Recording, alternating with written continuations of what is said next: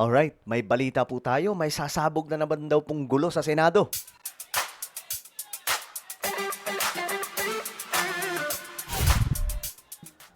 So, ang ganda ng imahe ngayon ng Pilipinas no, sa international. Ibang klase. Ang ganda ng imahe. Sikat po tayo ngayon sa ibang mga bansa. Sikat po tayo sa international. Binabalita na po tayo. Ngayon na naman daw po, mga sangkay, may puputok na naman daw pong gulo sa Senado.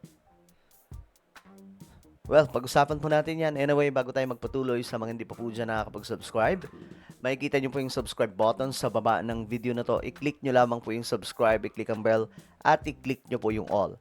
Sa mga nanonood po sa Facebook, i-follow nyo po yung ating Facebook page.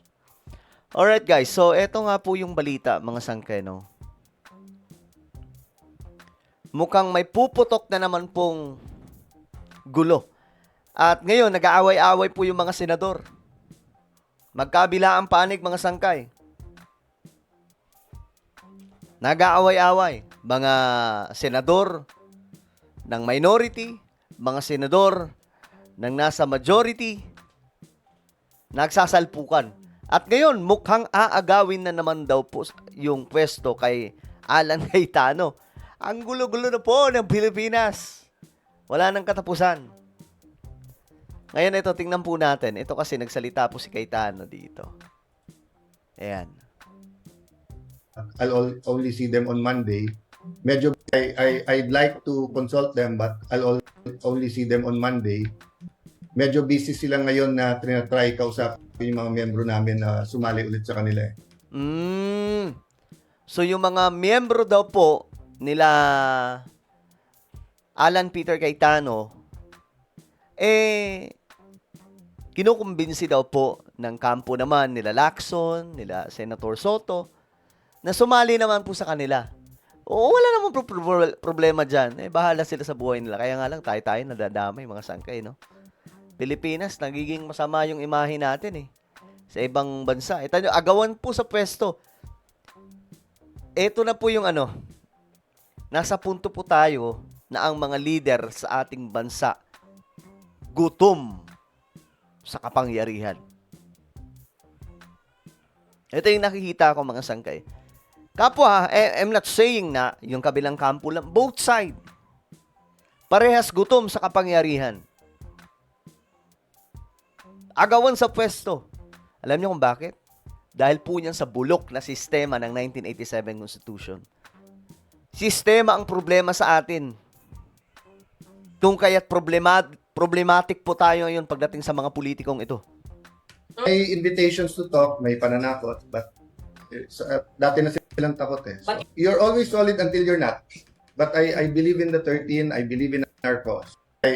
Okay, so yan ang payag ni Cayetano.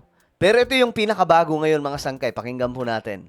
Kayo po sa minority, mas importante sa inyo ang 2028, mas importante sa inyo ang Senate presidency, kaso sa buhay ng mga kasamahan nyo. O sige, tanggapin ko na yun. Tanggapin ko na kung meron utak pulbura, meron din utak politiko, but you're willing to see the Senate that way, and you're willing to join the narrative, to flip the narrative to say that since I got there, maggulo ang Senate.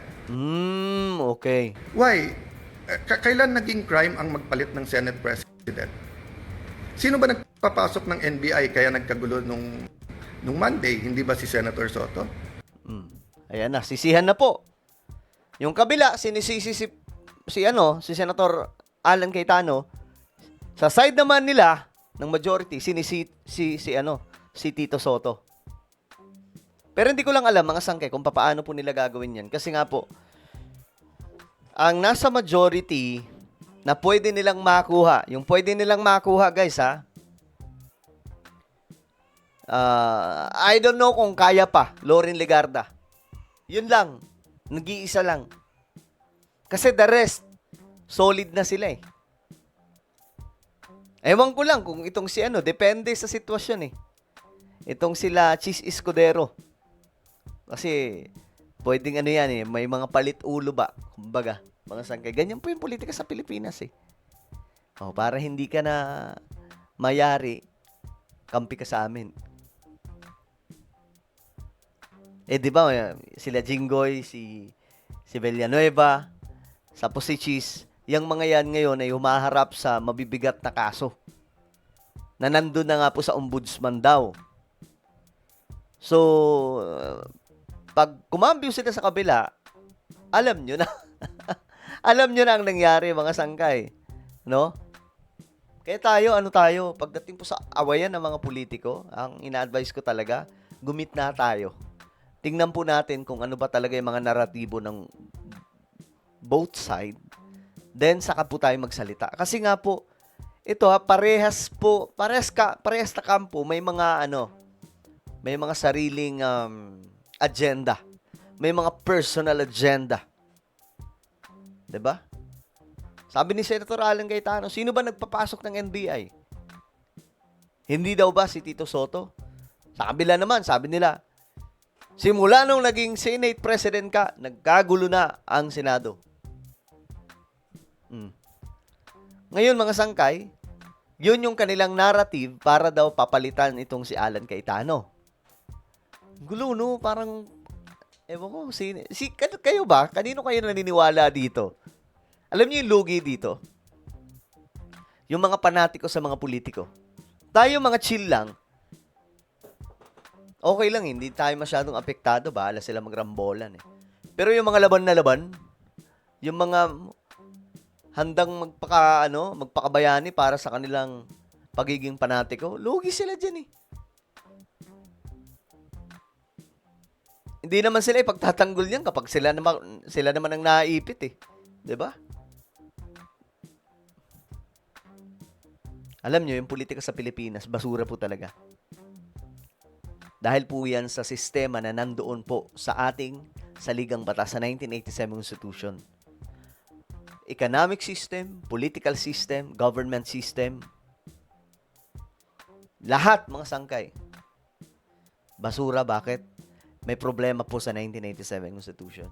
Tagal na po namin pinapanawagan yan na ayusin na eh. Kaso ayaw po. Wala eh. Takot yung mga politiko. Kasi nga po, once na maayos yan, syempre, paano pa sila makakapagnakaw? Paano pa sila magpapabida? 'Di ba? O ngayon, eto. May nakita po tayong post, mga sangkay. Mula po ito sa Solid DDS. Solid DDS ito. Sabi dito, what the F? May galawan na naman na ginagapang ngayon sa Senado. Wala nang katapusang panggagag sa Pilipino. Dear God, wala pa ba talaga mag-intervene? Grabe nangyayari, no? Actually, kahit di naman po sila, ganun din ang kanilang ginagawa eh. Parehas lang eh. Parehas sa kampo. Ang kailangan lang po ngayon, na diskarte kung sino po talaga ang magulang at mananalo dito sa bakbakan nila. So ngayon nga po, itong si Cayetano, mga sangkay, nananawagan kay Ombudsman Remulla na sabi dito, suspendihin daw po yung NBI director, si Director Matibag. Ayan. Sabi dito, mga sangkay, kinumpirma daw po mismo ng OSA at mismong NBI director na noong Lunes pinayagan yung NBI sa loob ng Senado para daw po damputin si Bato. Intensyon ay huwag siyang pabotohin. Ito yung botohan, mga sangkay, sa pagka-Senate President. Ang gulo ng Pilipinas. So ngayon, mga sangkay, sabi dito ni Cayetano, I heard the Ombudsman will do an independent investigation. That is good news. Let me just appeal to the Ombudsman, suspend also the NBI director because he is more a suspect than Sergeant at Arms Aplaska.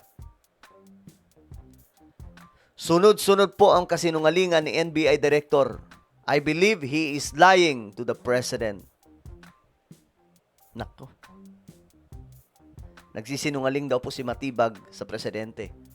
Ewan ko lang din, mga sangkay, kasi nung magkaiba po sila ng sinasabi ni PBBM at saka ni Matibag. Kung totoo nagsisinungaling si Matibag kay PBBM at napuno si PBBM, magbabaybay yan sigurado.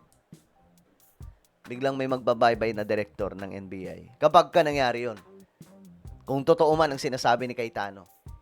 So, masyadong magulo ang nangyayari ngayon. Ano po ang inyong opinion? Ako, masasabi ko lang, pagdasal po natin ang ating bayan. Iba na po itong nangyayari ngayon. Parang, alam nyo, kahit pagpalit ang liderato, ganun din eh. Magbabanggaan, magagantihan lang to. Alright? So, ano po ang inyong opinion? Comment down below. Meron tayong YouTube channel. Ito po yung Sangke Revelation. Hanapin nyo po ito ngayon sa YouTube. Kapag nakita nyo na, i-click nyo po yung subscribe, i-click ang bell, at i-click nyo po yung all. Ako na po yung magpapaalam. Mag-iingat pong lahat. God bless everyone.